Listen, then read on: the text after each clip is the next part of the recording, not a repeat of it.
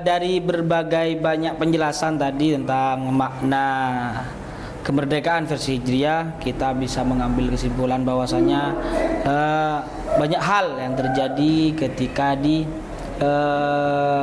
Islam memaknai tentang kemerdekaan tersebut, sehingga prestasi di Indonesia hari ini mungkin adalah Kiai, hari ini Indonesia menduduki sebagai populasi terbesar di dunia, paling banyak umat Islam di dunia, yang hari ini sudah mencapai 244,7 juta jiwa umat Islam, sehingga Indonesia hari ini adalah menduduki sebagai nomor 1 dunia populasi umat Islam yang ada di dunia terbanyak. Nah, tentunya dari prestasi besar ini Kiai, apalagi hari ini tentunya peran yang sangat penting adalah bagaimana peran sentral Kiai NU dalam proses kemerdekaan Ya, ini, Kiai. betul. Ya, terima kasih Pak Sosil. Sebagaimana yang disampaikan tadi bahwa begitu heroiknya mempertahankan tanah air dengan semangat keagamaannya itu, dan tentu di Indonesia kita bersyukur ada Hadratus Syekh Kiai Haji Hasyim Asy'ari, Ya. muassis Nahdlatul Ulama. Ini anugerah besar untuk Nusantara ini, Mas Susi. Karena mengapa demikian? Karena begini. Karena ketika Belanda kewalahan melawan gerakan-gerakan seperti gerakan Thorikoh tadi, maka Belanda itu kemudian memberikan satu strategi untuk menjauhkan umat Islam itu, pertama dari agamanya, dari kitabnya, kedua jangan biarkan umat Islam itu membela negaranya. Ini program Belanda. Di beberapa negara berhasil, sehingga banyak masyarakat Islam, bukan di Indonesia, ketika ada propaganda seakan-akan masuk Islam, masuk akal, seakan-akan masuk akal. Contohnya begini, umat Islam itu nggak usah mikir politik, jangan berpikir tentang tanah air. Agama itu yang penting hubungannya dengan Allah, zikir, kan masuk akal. Iya, masuk akal. Cuman di Indonesia terlalu cerdas Kiai untuk dibohongi untuk itu. Bahwa walaupun itu benar, tapi saya umat Islam Indonesia nggak usah ngurus tanah airnya, berarti negaranya kamu yang mau ngurus. Ini terlalu pinter lah untuk dibohongi itu. Di Indonesia ada Kiai Haji Hasyim Asy'ari yang tidak serta-merta mau dengan itu, sehingga kajian-kajian melalui pemuda-pemuda ketika itu, baik Soekarno dan para aktivis pemuda termasuk ke Wahab Hasbullah dan lain semacamnya kan memperbincangkan tentang itu, sehingga ada kajian Taswirul Afkar. Itu kan kajian yang dirintis oleh para ulama-ulama NU, sehingga yang salah satu kajiannya itu apa itu negara, sehingga muncullah yang seakan-akan hadis tapi bukan, hubbul waton minal iman. Itu kan sebuah counter dari upaya mereka untuk ketika ada propaganda bahwa umat Islam itu tidak usah mengurus tanah airnya. Oh tidak, muassis Nahdlatul Ulama yang lantang, kiai-kiai pesantren yang lantang, hubbul waton minal iman, cinta tanah air itu bagian dari iman. Siapa itu? Ya Nahdlatul Ulama yang menjadi komandan dalam gerakan-gerakan bahwa membela tanah air itu bagian dari agama. Kan begitu. Ya terlalu banyak lah kalau peran Kiai NU itu dalam kemerdekaan ini. Karena memang betul hari ini bulan puasa, termasuk merayakan hari kemerdekaan Republik Indonesia ya. Sehingga lahirlah Pancasila. Kemudian di muktamar yang ke berapa itu 33 yang di Banjarmasin kemudian menyatakan bahwa Indonesia itu adalah Darussalam, negara damai. Negara damai. Ya kan? Ini untuk apa? Mengakomodir bahwa kita terdiri dari banyak suku bangsa, agama. Kalau dipatok satu agama akan terjadi perpecahan. Ini negara Islam misalnya, tetapi Darussalam tidak mengurangi nilai-nilai dari ajaran Islam. Ini peran Nahdlatul Ulama, ini ulama-ulama pesantren, termasuk Pancasila. Jauh sebelum sebelum kemerdekaan,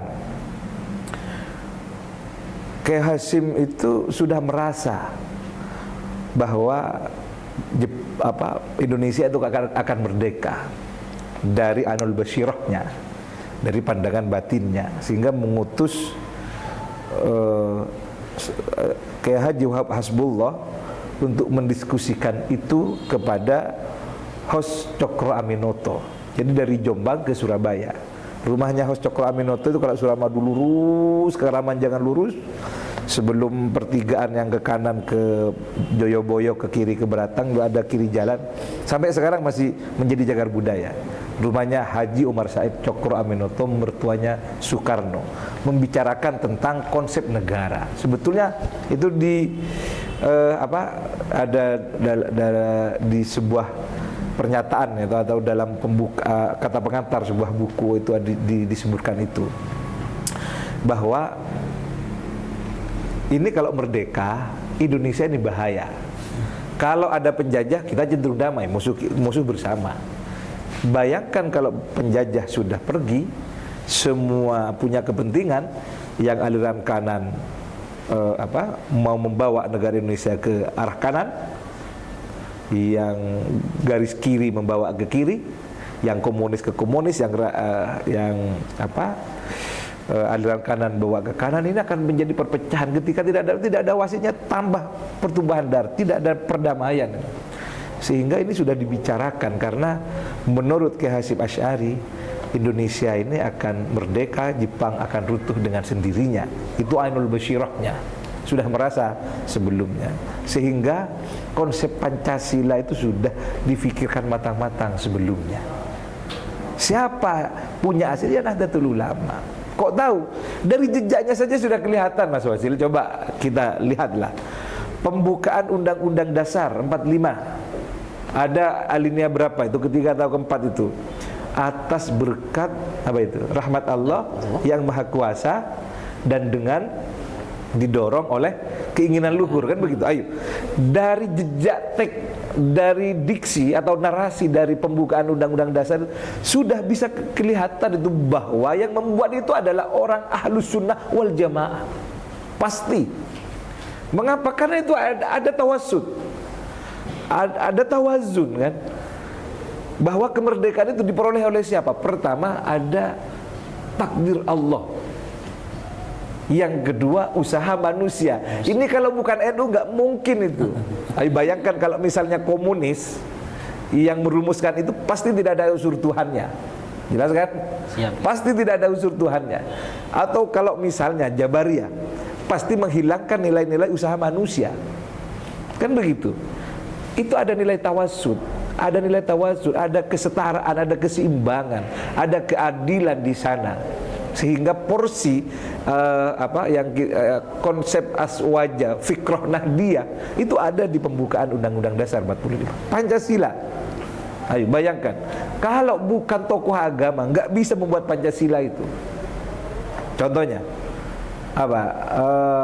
sila pertama itu? Ketuhanan yang Maha Esa, uluhiyah wahdaniyah, qul huwallahu ahad, Allahus samad, dan seterusnya.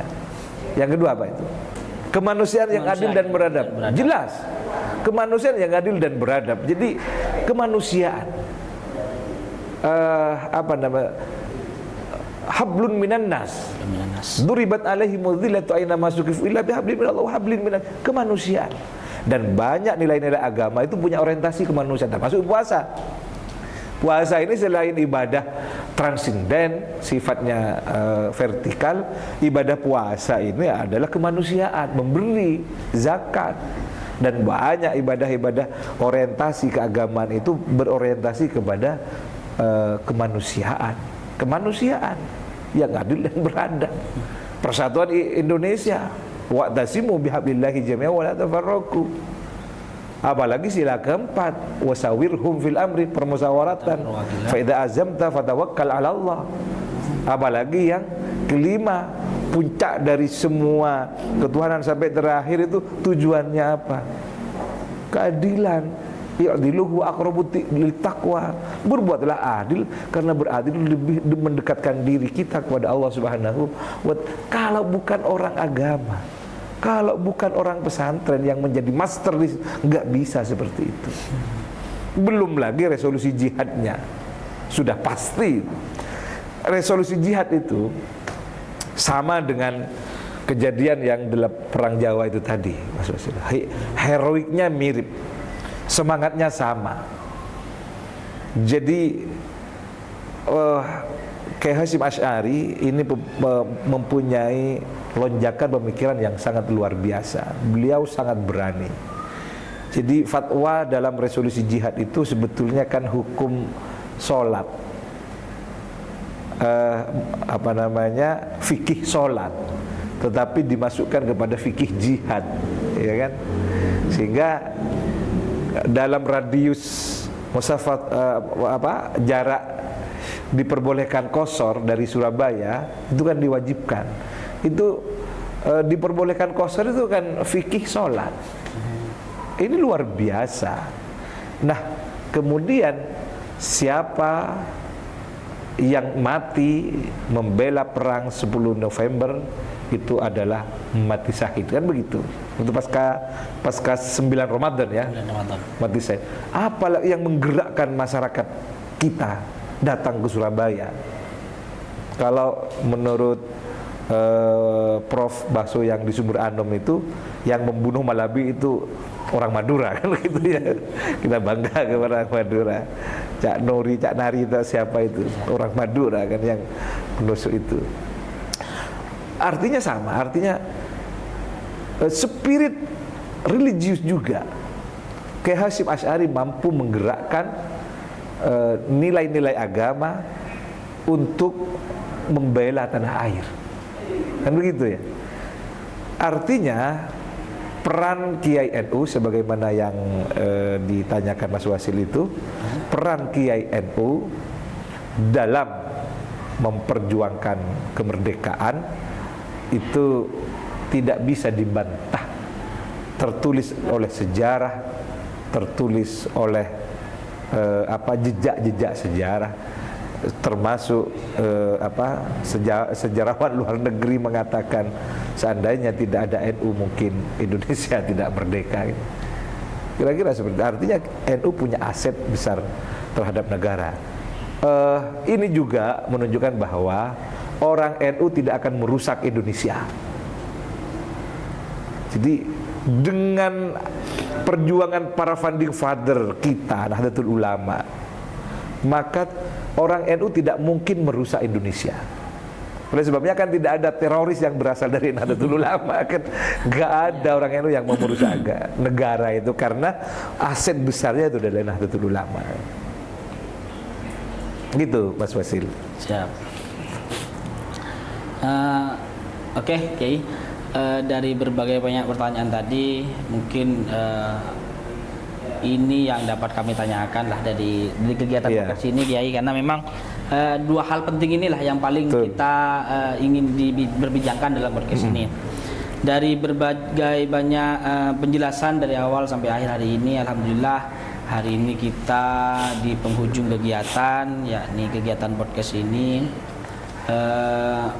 Dari beberapa hal tentang yang disampaikan oleh Kiai Maulis Nasir tersebut adalah beberapa hal tentang kemerdekaan versi Hijriah dan juga bagaimana peran sentral KINU dalam memperjuangkan kemerdekaan, seperti itu. Kita sampai pada akhir kata, mungkin hanya itu yang dapat kita sampaikan dan kita dapat mendengarkan.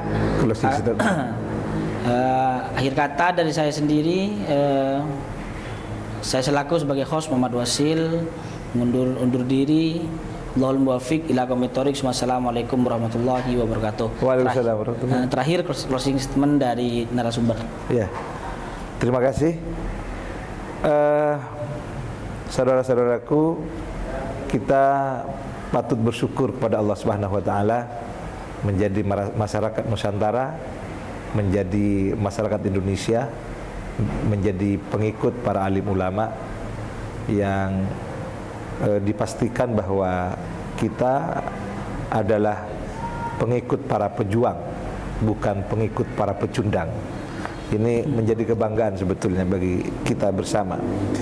Dipastikan kita adalah menjadi pengikut para pejuang, bukan pengikut para pecundang.